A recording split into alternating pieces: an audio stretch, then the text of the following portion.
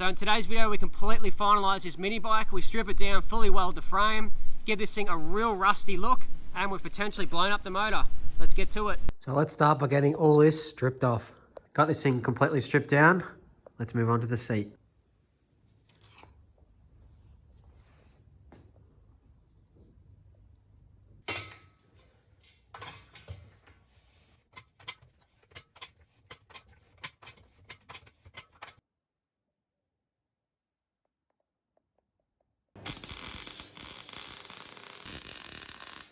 Righto, so I'm going to cut it here. It's been like 2 months since I've worked on this thing. We're going to get back on it. I really need to get this thing finished. I'm not happy with the seat. I've looked at it for 2 months and I just don't like it. So we're going to take it off. We're going to see if we can try and add a bend to it. And what I mean is, I just think it just looks too funny going down and up. It kind of looks like a tick, even a Nike tick or something, like it's going whoop. So we'll try and add a little bit. It might even look more like a Nike tick by then, but let's see what it looks like. Lucky I only tacked it on. Should just break off nicely. There we go. I've got absolutely no clue what this thing's going to look like.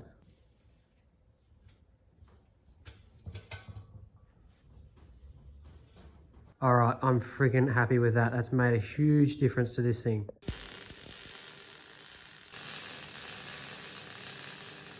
So now we've got that looking good. I've just used my little stick here. We're going to sort of do something roughly like that. Picked up a nice little brake rotor kit, so it's got the brake lever and the caliper there. Nice little brake rotor here. This is the smallest I could find. What we're going to do is turn down this scrap bit of 5mm plate that I've got. We'll turn that down to an overall diameter so we can bolt onto this, and then a center diameter so we can weld it directly onto that shaft.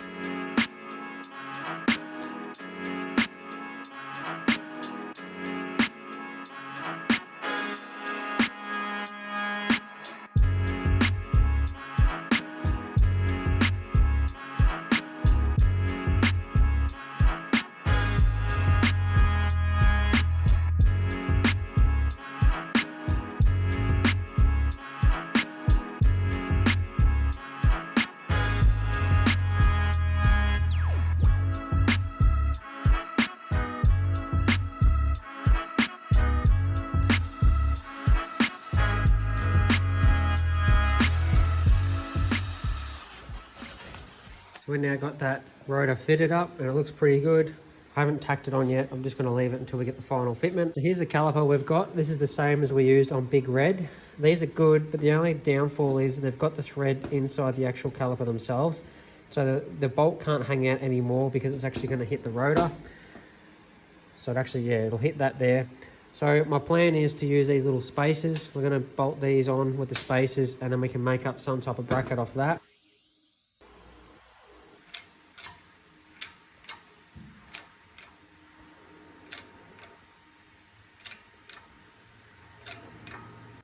All right, so we've got rear brakes all hooked up. Turned out pretty good. Now it's front wheel time. Oh yeah, check this out. This thing's really looking like a mini chopper. What we're gonna do, instead of raking the frame more, which I don't wanna do, we're going to lower this thing down. I'm probably gonna sit on it and get some tension on it, some bit of weight on it. We're gonna loosen these clamps. We're gonna bring these springs down a bit, and that'll push the forks up. That'll level the frame out, and we can sort of play with our spring rate. That's the good part about having adjustable collars. We can play with that sort of stuff and make this thing sit level.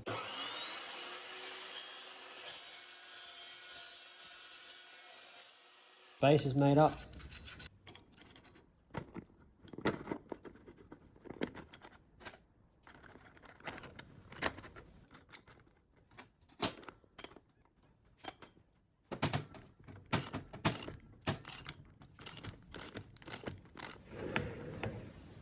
All right, what do you all think? I know it's hard to visualize with all the stuff in the background, but this thing looks freaking awesome, I reckon. I feel like we need something up the front here to break it up, and I think you guys can guess what it is. I got this big old 7-inch light laying around. That's gonna kick out a ton of light.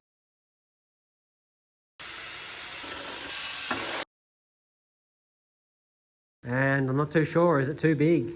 Maybe we take it off. What do you guys reckon? Let's get rid of this monstrosity.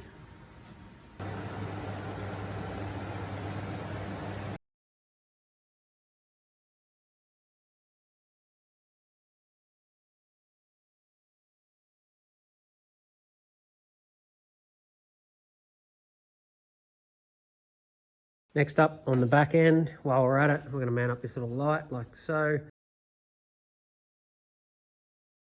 Who could have guessed it? It kind of catched on fire a little bit on the corners, but that's all right. I got to tighten it up now.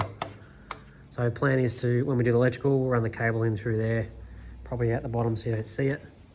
But I got to say, I'm pretty stoked with that. So I'm going to make an attempt making a front guard for the bike. So for the front wheel, I don't have a metal roller, so we're going to try and use an old go-kart tyre.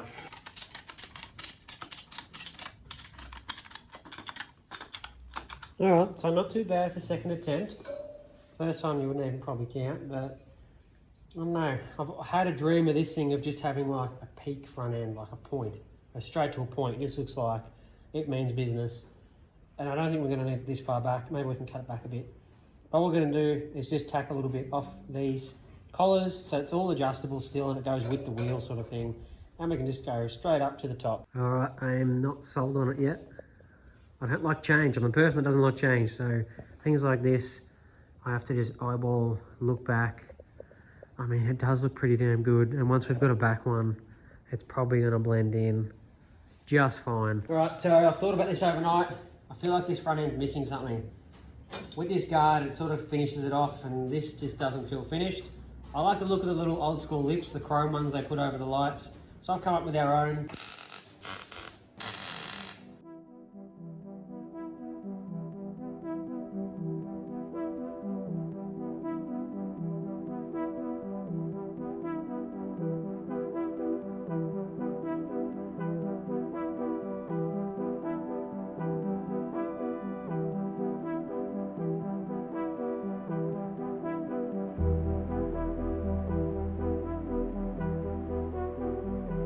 Broken out the old TIG welder, first time in probably 6 months.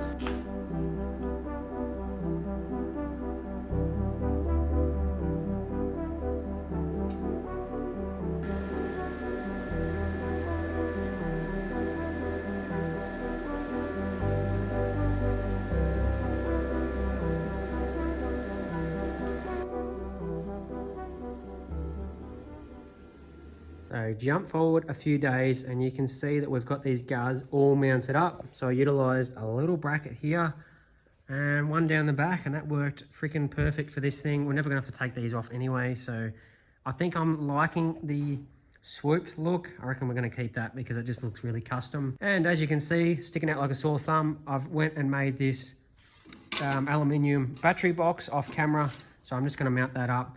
This video is getting quite long, so I thought I'd throw together some of this more boring stuff. And yeah, pretty much just bent this up with basic hand tools that I had around the shed. It's definitely far from perfect and not my great work, but it's do the trick, and we can fit in, I think, about up to 4 Ryobi batteries. So we got this box all mounted up. Everything's nice and solid, and we've even added a little tab inside at the front here, just to keep this from moving around. So now it's time to fully take this thing apart and get it ready to weld up. So I'm fitting these tubes back up either side because when we weld these up and all these brackets, I want everything to try and stay as close as possible to how I've made it.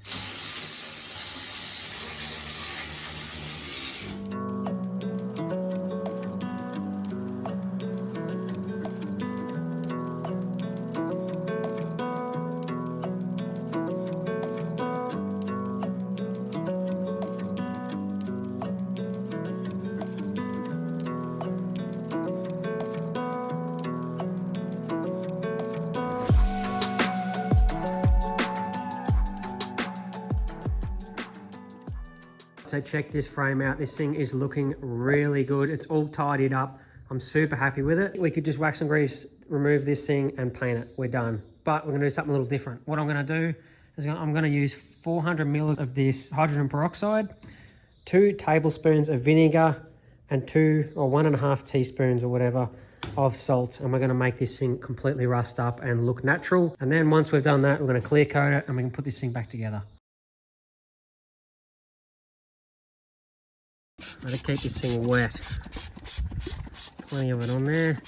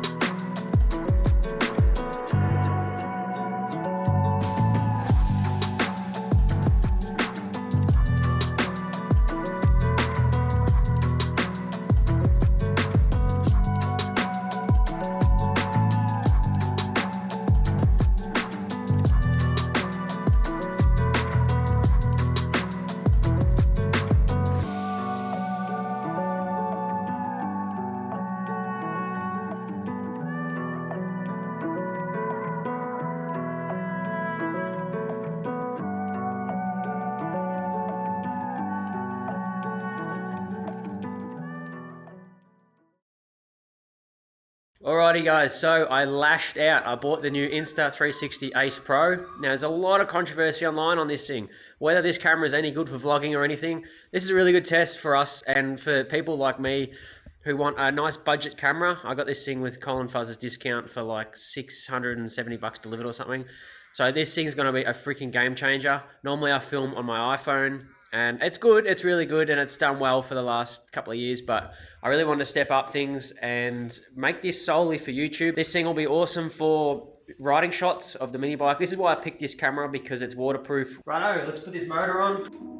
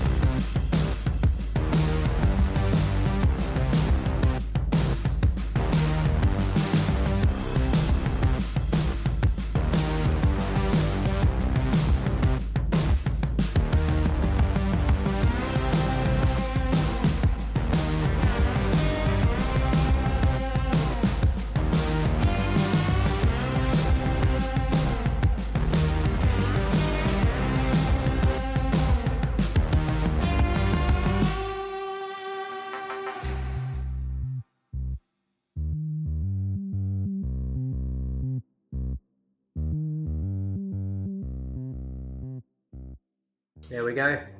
One beautifully covered seat. Heating those corners up really worked well. I'm really happy with that. Now the corners, yeah, they're okay. And I was hoping it would be a little bit thicker than what it was. It kind of gives you that spongy feel too, which is really cool. Hopefully it works.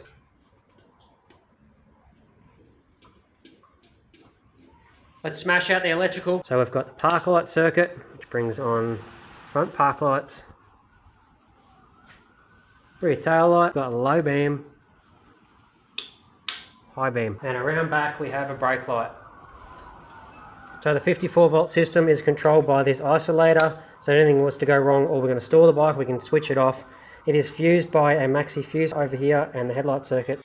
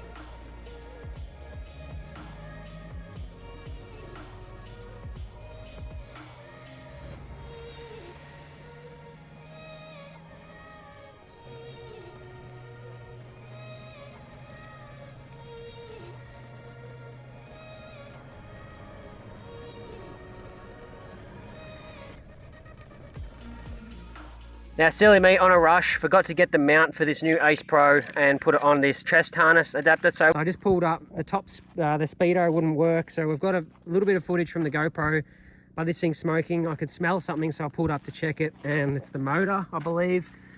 It might have just stopped there, but it is really, really hot to the touch. So I don't know what's going on with it. I'm gonna have to see. Hopefully I haven't cooked this thing. This thing is a ton of fun to ride. Now, it does want to go forward a lot more than it sort of wants to turn, so you have to lean into it.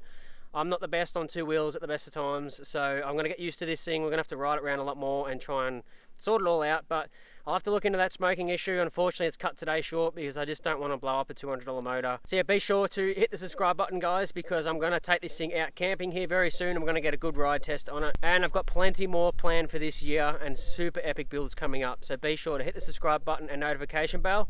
Catch you in the next one.